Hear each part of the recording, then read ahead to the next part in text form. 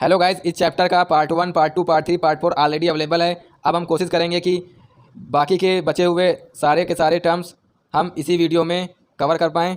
चलिए बिना time waste किए स्टार्ट करते हैं।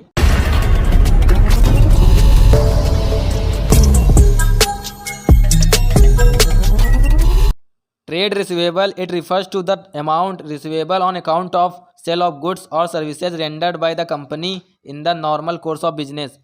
ट्रेड रिसीवेबल क्या होता है? जो भी पैसा हमें बाहर वालों से मिलना होता है उसको हम बोलते हैं trade receivable.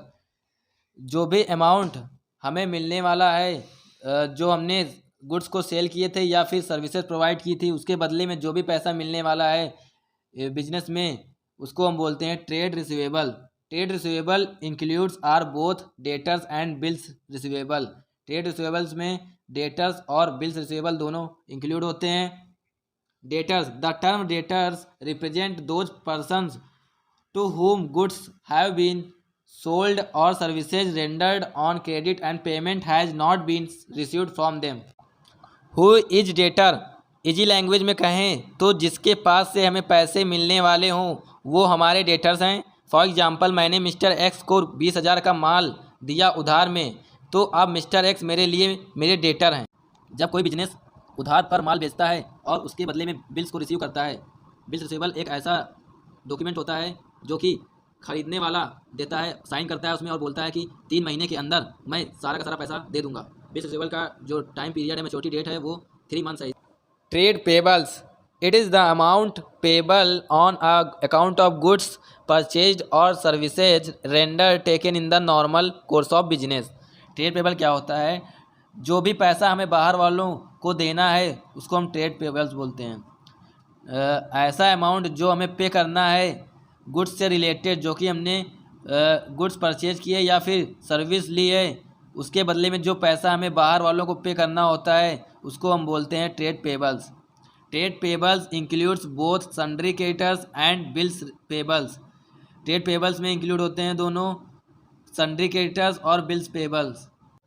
Creditors, the term creditors represents those persons from whom goods have been purchased or services procured on credit and payment has not been made to them।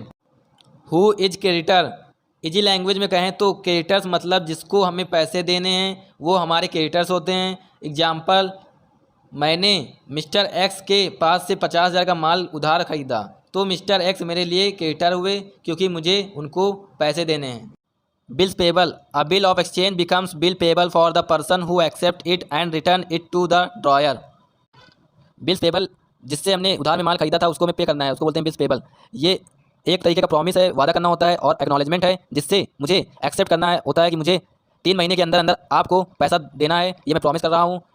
इसका मैच्योरिटी डेट जो है वो है 3 मंथ्स, 3 महीने से ज़्यादा इसकी maturity date नहीं होती है। Goods, goods includes all those things which are purchase for resale और which are used for producing the finish product which are also mean to be sold. Goods में वो सारी चीज़ें इंक्लूड होंगी जो कि हम जिन चीज़ों को खरीदते हैं फॉर फर्दर रीसेल करने के लिए, और which are used for producing the finish goods को तैयार करने के लिए जो भी रॉ मटेरियल खरीदते हैं, which are also mean for sold, और उसको हम बेचते हैं। For furniture dealer purchase of chairs and tables it term as goods. कोई फर्नीचर डीलर है जो कि फर्नीचर बेचता है, वो परचेज कर रहा है चेयर्स को और टेबल्स को, तो उसको हम it is termed as goods बोलेंगे।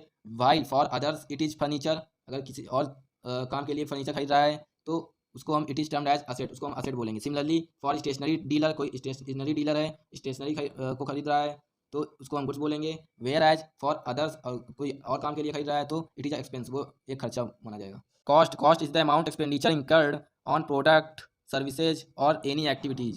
कॉस्ट ऐसा अमाउंट है जो कि हम खर्चा करते हैं किसी प्रोडक्ट पर, सर्विसेज पर, या फिर एनी एक्टिविटीज़, कोई भी एक्टिविटीज़ के लिए जो भी खर्चे करते हैं उसको हम बोलते हैं cost. Vouchers, a voucher is a document which provides the authorization to pay and on the basis of which the business transactions are first of all recorded in the books of accounts।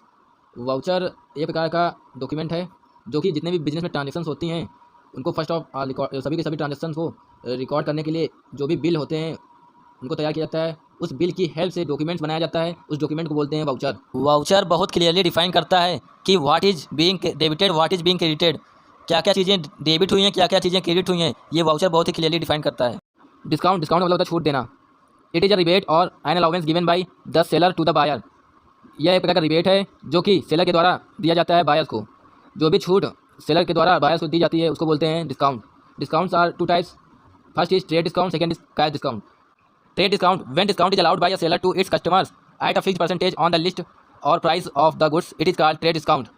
Trade discount सबके लिए होता है, जब किसी seller के द्वारा customer को discount दिया जाता है, छूट दी जाती है, उसको बोलते हैं ट्रेड डिस्काउंट। जब कोई कस्टमर गुड्स को परचेज करता है, उस गुड्स पर जो छूट मिलती है उसको बोलते हैं trade discount. It is not recorded in the books of accounts, इसको हम बुक्स ऑफ अकाउंट में रिकॉर्ड नहीं करते हैं।